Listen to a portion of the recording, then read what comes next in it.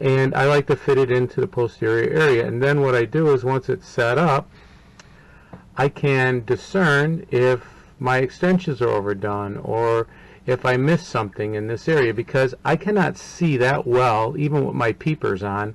I cannot see so well as to, did I have like a flat area that extended past here? Did I come to the junction of the post dam? Was there that nice dip that goes down and meets at the junction at the end of the denture? Well, the only way I can discern that is through, something that's three-dimensional, and I can hold up to my face that has a different, it's not translucent, and I can see it and inspect it and look at it. If I want, I could take a scalpel and I could carve it back. I mean, there's a lot of different things I could do in order to expose it more if I want, if I don't feel that it is where I want it to be. So what I'll do is, just to show you, I'll just carve it back, and you can see there is nothing there abnormal. There is a beautifully defined border, smooth and rounded. Same thing here. I'll just carve it back.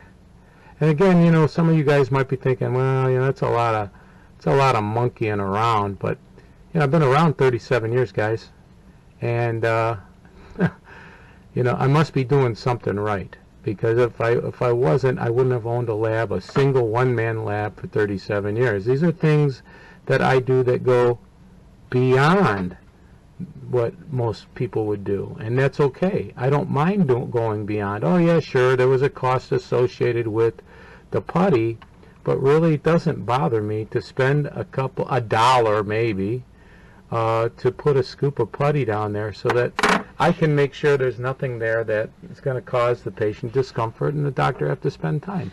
So here you go. I just peeled it back, cut it back, just to show you there is no ledge or anything. The terminus of the bead of the post dam stops before the hamular ligaments on either side, and that's that's big. I know a lot of guys like to bead across the hamular ligament, but for those who understand, when the patient opens their mouth, that ligament tightens, and when it tightens, there's a dislodgement. It pops and it breaks the seal.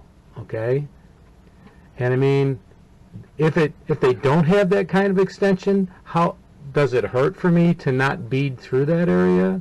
No, not at all. But what it does do is that the odds play in my favor, that because of the fact that I stopped it where I did, I'm not going to have to deal with, or the doctor's not going to have to deal with, denture dislodgement, because of the fact that it broke the seal where the ligament was taut.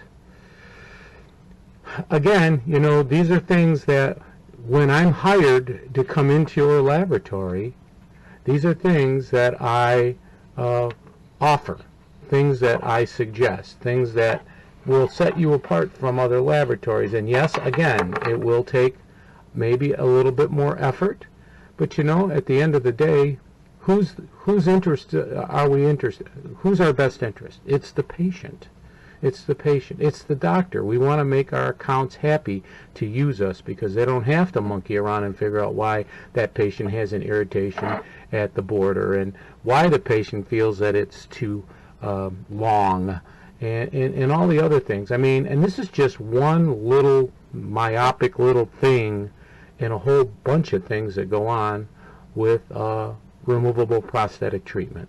So anyways, this is that. Here's the borders, nice and rounded. You can see I've pumice them. I haven't polished them yet, and they're in really great state, and that is because of the pre-finish that I gave to it and the trimming that I used with those wonderful Aeroflex instruments. So again, something to consider when you make your next purchase for finishing dentures is, give Wagner a call and order up some of these Aeroflex instruments, and you can call them direct. They're online. Larry Wagner will take care of you, or one of the other people over there. And again, that's a Wagner Rotary Instruments, and it's the Aeroflex from them. All right, well, that's it. My wind is done. It's a Friday, and I'm heading out to the pool. All right, have a great day.